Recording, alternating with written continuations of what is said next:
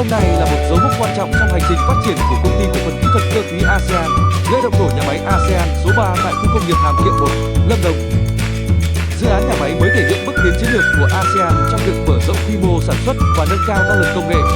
Đây sẽ là nhà máy chuyên về tự động hóa và robot, được đầu tư các dây chuyền hiện đại như robot hàn tự động, hệ thống gia công CNC chính xác và quy trình sản xuất thông minh.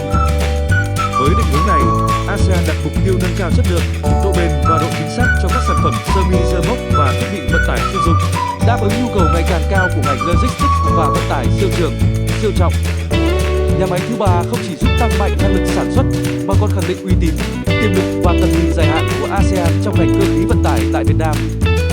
Trong tương lai, ASEAN tiếp tục hướng đến mục tiêu trở thành trung tâm sản xuất semi dơ mốc công nghệ cao, đóng góp vào sự phát triển của ngành logistics và công nghiệp cơ khí trong khu vực. ASEAN, semi dơ mốc sức mạnh liên kết. Asia.